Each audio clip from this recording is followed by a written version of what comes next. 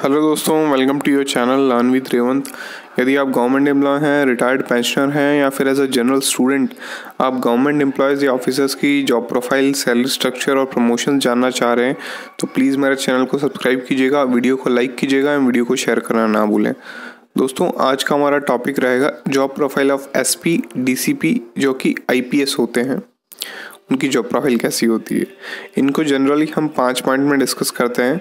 पहला पॉइंट रहेगा recruitment process या भर्ती प्रक्रिया। सेकंड पॉइंट रहेगा वर्क प्रोफाइल या कार्यशैली। थर्ड पॉइंट रहेगा प्रमोशन या पदोन्नति। फोर्थ पॉइंट रहेगा स्टार और इंसीनिया, बिल्ला या सितारे। और फिफ्थ लास्ट पॉइंट में डिस्कस करेंगे सैलरी, तनख्वाह एंड इसी के साथ पर्क्स या सुविधाएं जो सरकार इन्हें सुविधाएं देती है एक आईपीएस लेवल का ऑफिसर को। जो पहला पॉइंट है रिक्रूटमेंट प्रोसेस या भर्ती प्रक्रिया, उसमें जानेंगे ज़्यादातर पुलिस अधीक्षक जो कि एसपी डीसीपी होते हैं या यूपीएससी सीएससी की परीक्षा पास करके आईपीएस बनते हैं। जी दोस्तों, UPSC CSC civil services examination जो यूपीएससी कंडक्ट करवाती है उसका एग्ज़ाम पास करके ये आईपीएस बनते हैं। बाकी एडिशनल एसपी, एडिशनल डीसीपी के पद से पदोन्नत होकर भी एसपी डीसीपी बनते हैं। जी दोस्तों, जो स्टेट पुलिस सर्विसेज के ऑफिसर रहते हैं, जो एसपीएस रहते हैं, मैंने एडिशनल डीसीपी, एडिशनल एसपी और डिप्टी एसपी और एसीपी का वीडियो बना रखा है। वो आप आई बटन में देख सकते हैं और नीचे डिस्क्रिप्शन में उसकी लिंक भी दे दूंगा, वहाँ से भी आप देख सकते हैं। और ये जो एडिशनल एसपी, एडिशनल डीसीपी होते हैं, ये भी आफ्टर प्रमोशन एसपी बन जाते हैं और आईपीएस के अंदर आ जाते हैं। सभी पुलिस के एसपी डीसीपी पुलिस अधीक्षक अखिल भारतीय सेवा के अधिकारी होते हैं। जी दोस्तों, एसपी डीसीपी जो सुपरिटेंडेंट ऑफ पुलिस, पुलिस अधीक्षक होते हैं, ये ऑल इंडिया सर्विसेज के ऑफिसर्स होते हैं। सेकंड पॉइंट में हम डिस्कस करेंगे वर्क प्रोफाइल या कार्यशैली। पुलिस अधीक्षक या एसपी डीसीपी का कार्य पूरे जिले को संभालना होता है। एज यू नो, जो एसपी होता है या जो डीसीपी होता है वो उसका जो कंट्रोल रहता है पूरे डिस्ट्रिक्ट पर रहता है, कैसे पुलिस नीचे ग्राउंड लेवल पे काम कर रही है, कैसा नहीं, और लॉ एंड ऑर्डर मेंटेन करने का यूजुअली इनका काम रहता है। एसपी या डीसीपी एक ही रैंक के अधिकारी है, इन्हें अलग अलग जगह अलग अलग नामों से जाना जाता है। जी दोस्तों, एसपी और डीसीपी ये इनका डेजिग्नेशन है, वो एक ही होता है, रैंक एक ही होती है। बस कुछ जगह इनको डीसीपी के नाम से जाना जाता है और कुछ जगह एसपी के नाम से जाना जाता है। एसपी का full form superintendent of police होता है। इन्हें हिंदी में पुलिस अधीक्षक या पुलिस कप्तान भी कहते हैं। As you know, SP stand for superintendent of police और पुलिस अधीक्षक या पुलिस कप्तान बोलते हैं हिंदी में।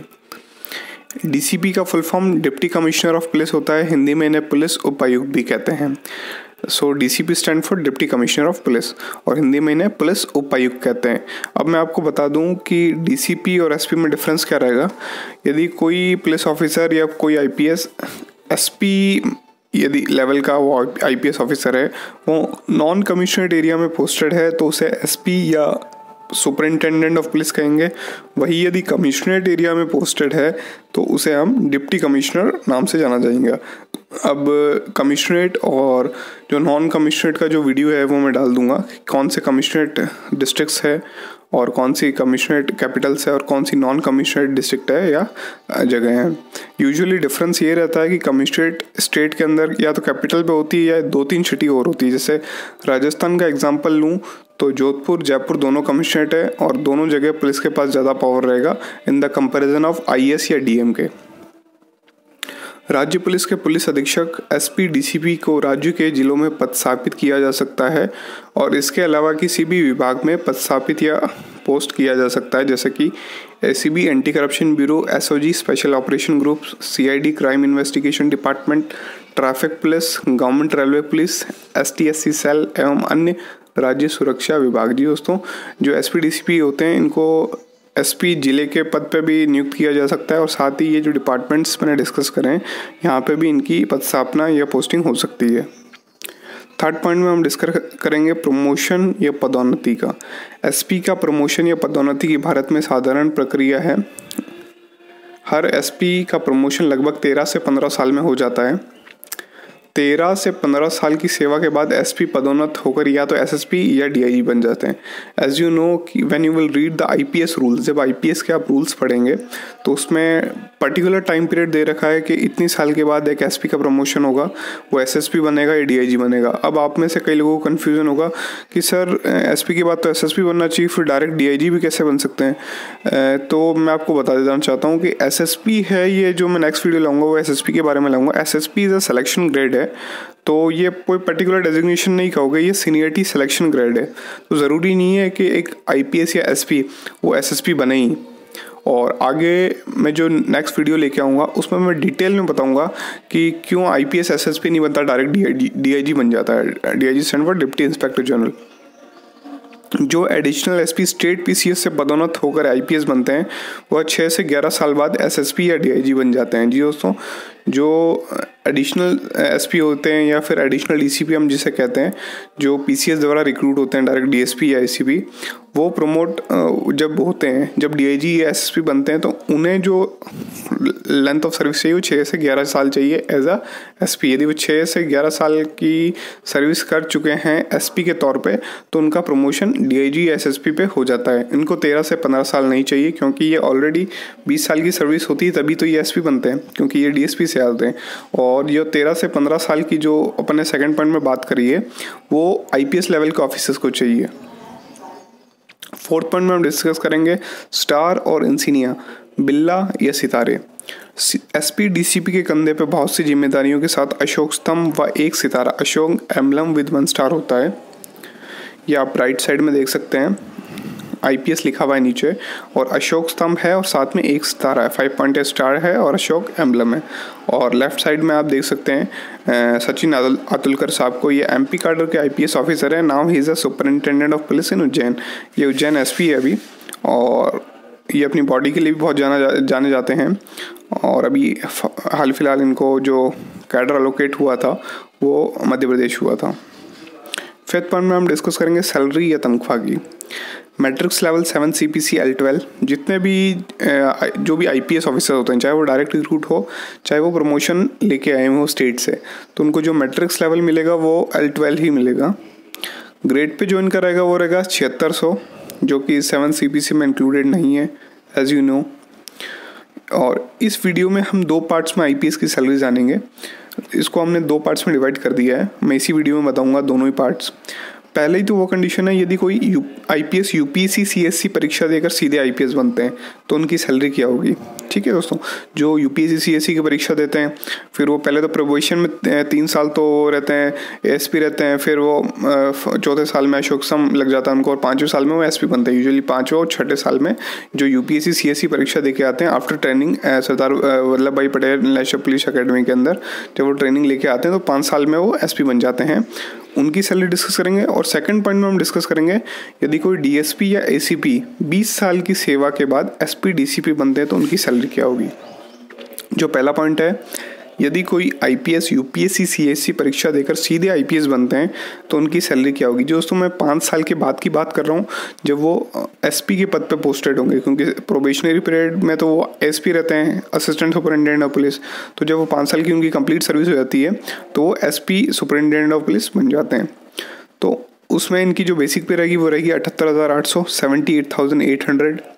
फिर रहेगा महंगाई भत्ता या डीएनएस अलाउंस 13,400, अभी 17% रेट्स है लगभग स्टेट्स के अंदर। और ग्रॉस सैलरी बनेगी वो बनेगी 92,000 के आसपास। Can be different from state to state, ये स्टेट टू स्टेट वेरी कर सकता है क्योंकि डीएनएस अलाउंस कोई स्टेट में कम होता है कई स्टेट में ज़्यादा होता है। फिर जानेंगे दोस्तों डिडक्शंस यूजुअली 17,000 रुपये के होते हैं 17,000 के। उसमें हम जानेंगे जो पहले रहता है वो रहेगा पीएफ 9,200 कटता है। ये पीएफ एक्चुअली आपके एनपीएस कटेगा, नेशनल पेंशन सिस्टम या नेशनल पेंशन स्कीम जिसे कहते हैं, उसमें कंट्रीब्यूशन होगा 9,200। फिर रहेगा CGHSC central government health scheme का कंट्रीब्यूशन रहेगा, वो रहेगा 325, ये डिडक्ट होगा। फिर रहेगा CGGIS central government group insurance scheme, जो कि आपके डिडक्ट होगा 120 रुपीज़। तो जितने भी आपके डिडक्शंस होंगे वो यूजुअली रहेंगे 17 से 18,000 रुपये के करीब। तो 17,000 के यदि आपके डिडक्शन हो जाएंगे तो फिर हम जब नेट सैलरी निकालेंगे तो उसमें से हम ग्रॉस सैलरी में से डिडक्शंस माइनस कर देंगे। जैसे ही आप ग्रॉस सैलरी में से डिडक्शंस माइनस करेंगे तो आपकी नेट सैलरी आ जाएगी अराउंड 75,000 के करीब। यानी जो भी नया आईपीएस भर्ती हुआ है यूपीएससी सीएससी देके और आफ्टर 4 ईयर्स 5 ईयर्स जैसे ही वो एसपी के पद पे पोस्टेड होता है तो उसकी जो नेट सैलरी रहेगी वो करीब रहेगी 75,000 रुपये के करीब। और दोस्तों जो सेकंड पॉइंट है उसमें हम डिस्कस करेंगे, यदि कोई डीएसपी या एसीपी 20 साल की सेवा के बाद एसपी या डीसीपी बनता है तो उसकी सैलरी क्या होगी। तो इसके अंदर इनकी जो बेसिक पे रहेगी वो रहेगी करीब 1,05,900 रुपये के करीब। दोस्तों अब ये मत पूछिएगा कि जो प्रमोट होके एसपी बनते हैं, जो डीएसपी से रिक्रूट होते हैं, एडिशनल एसपी बनते हैं, फिर एसपी बनते हैं, इनकी बेसिक पे इतनी ज़्यादा क्यों है और जो डायरेक्ट आईपीएस आते हैं उनकी बेसिक पे इतनी कम क्यों है। तो इसका रीज़न ये है क्योंकि ऑलरेडी इनकी 20-22 साल की सर्विस हो चुकी है और जो नए आईपीएस आए हैं यूपीएससी सीएससी के द्वारा उनकी जो सर्विस हुई है वो अराउंड 4 से 5 साल ही हुई है, इसलिए उनकी बेसिक पे कम है और उनकी बेसिक पे ज़्यादा है। तो इनकी जो बेसिक पे रहेगी वो रहेगी करीब 1,05,900 1,05,900 रुपीज़ के करीब। और फिर इनको जो डीएनएस अलाउंस मिलता है, डीए मिलता है, वो रहेगा 18,000 रुपये यानी 17%, जो अभी स्टेट्स के अंदर लगभग रेट चल रहे हैं वो। फिर जो आपकी ग्रॉस सैलरी बनेगी वो बनेगी करीब 1,24,000 रुपये के करीब। It can be different from state to state different करता है। कोई स्टेट में कोई अलाउंसेस भी नहीं मिल जाते हैं, कोई में नहीं मिलते। और यदि आपको गाड़ी मिली हुई है सपोज तो ठीक है, नहीं तो आपको आप टीपीटीए क्लेम कर सकते हो। और कई स्टेजेस में जैसे मेट्रोपॉलिटन सिटीज़ के अंदर यदि आपको बंगलो नहीं है तो आप you can claim the house rent allowance also, HRA मिल जाएगा। तो सैलरी आपकी बढ़ सकती है, ग्रॉस सैलरी बढ़ सकती है। फिर आपके डिडक्शंस होंगे वो यूजुअली 24,000 रुपये के करीब होते हैं, 24,000 के आपके डिडक्शंस होंगे। उसमें जानेंगे पीएफ कंट्रीब्यूशन होगा 8,200, जो ओपीएस में जाता है ओल्ड पेंशन स्कीम के अंदर 8,200, क्योंकि इनकी सर्विस 20 साल की हो चुकी है तो ये 2004 से पहले के रिक्रूटमेंट हुए हैं, तो ये ओपीएस के तहत आएंगे, ओल्ड पेंशन सिस्टम या ओल्ड पेंशन स्कीम के तहत आएंगे। और जो एसआई स्टेट इंश्योरेंस जो डिडक्ट होगा वो रहेगा 5,000। यदि आप राजस्थान गवर्नमेंट का एग्जांपल लोगे तो you have to contribute on state insurance. जैसे कि आप राज्य सरकार के तहत नौकरी करते हो, जैसे कि आप कुछ भी लगे, जैसे एसआई लगोगे या डीएसपी लगोगे तो आपको एसआई के अंदर स्टेट इंश्योरेंस के अंदर कंट्रीब्यूट करना पड़ता है। फिर आपका जो इनकम टैक्स रहेगा वो यूजुअली 10 से 12,000 रुपये के करीब कटता है और इसमें भी आप डिडक्शंस क्लेम कर सकते हो एटीसी के तहत और जो फेमस एटीसीडी 1B के तहत। तो जो इनकम टैक्स रहेगा वो 10,000 के करीब रहेगा। और जो आपकी नेट सैलरी बनेगी, एक यदि डीएसपी एसीपी 20 साल की सेवा के बाद एसपी डीसीपी बनता है तो उसकी जो नेट सैलरी रहेगी वो रहेगी करीब 1 लाख रुपए के करीब, ये नेट सैलरी विड्रॉल करते हैं। अब जानेंगे दोस्तों पक्ष टू एसपी डीसीपी आईबीएस, यानी जो सुविधाएं होती है एक सुपरिंटेंडेंट ऑफ पुलिस या डेप्यूटी कमिश्नर ऑफ पुलिस को, जो कि आईपीएस लेवल के ऑफिसर होते हैं, उनको सुविधाएं या सरकार द्वारा क्या सुविधाएं या पक्ष अवेलेबल होती है या प्रदान की जाती है। पहले पॉइंट में हम डिस्कस करेंगे गवर्नमेंट बंगलो। 95% केसेस के अंदर इनको सरकारी आवास या सरकारी बंगला मिलता है, नहीं तो जैसे एएसपी वगैरह डीएसपी वगैरह होते हैं, इनको यदि बंगला नहीं मिलता तो ये HRA क्लेम कर सकते हैं। सेकंड पॉइंट में डिस्कस करेंगे गवर्नमेंट व्हीकल, सरकारी गाड़ी इनको मिलती है और यदि गाड़ी नहीं मिलती है तो they can claim TPTA transport allowance. फिर इनको प्यून मिलता है जो कि इनके ऑफिस में होता है, जिसे हम चपरासी कहते हैं, जो आपको कलेक्ट्रेट या एसपी ऑफिस में यूजुअली दिखता है। फिर इनको डोमेस्टिक सर्वेंट भी मिलता है, घर के काम करने के लिए नौकर रहता है, वो आजकल कॉन्ट्रैक्ट बेसिस पे होने लग गए, पहले सरकारी भर्ती होते थे। फिर इन्हें PA पर्सनल असिस्टेंट भी मिलता है, जो कि यूजुअली इनके ऑफिस के काम दाम देखता है, इन्हें इंसिस्ट करता है कि सर ये आज काम आया, ये इस ज्ञापन को आपको प्राप्त करना है या इसको साइन करना है, तो ये PA रहते हैं पर्सनल असिस्टेंट। जो कलेक्टर के भी PA रहते हैं, SP के भी PA रहते हैं, डिविजनल कमिश्नर या फिर SSP या DIG के भी पर्सनल असिस्टेंट रहते हैं। फिर हम डिस्कस करेंगे CGHS medical facility as well as they also contribute to CGHS। Central government health scheme को ये कंट्रीब्यूट करते हैं, तो CGHS की मेडिकल फैसिलिटी भी इनको प्रोवाइड कराई जाती है। फिर हम डिस्कस करेंगे ड्राइवर मिलता है इनको स्टेट गवर्नमेंट की तरफ से, जो कॉन्ट्रैक्ट बेसिस पे हो सकता है, ये सरकारी ड्राइवर भी होते हैं। फिर इनको मिलता है गनमैन या पुलिस का जो कांस्टेबल होता है as a security guard you can say. और फिर इनको पर्सनल ऑफिस रहता है इनके, जैसे थाने से लगा हुआ नहीं रहता ऑफिस। इनका ऑफिस जो आपको रहेगा वो या तो कमिश्नरेट में रहेगा या फिर जो कलेक्ट्रेट होता है, कलेक्ट्रेट या कलेक्ट्रेट के अंदर जो एसपी ऑफिस होता है वो इनका पर्सनल ऑफिस रहता है। तो दोस्तों वीडियो अच्छा लगा तो प्लीज़ वीडियो को लाइक कीजिएगा, वीडियो को शेयर कीजिएगा एंड चैनल को सब्सक्राइब करना ना भूलें। Thank you.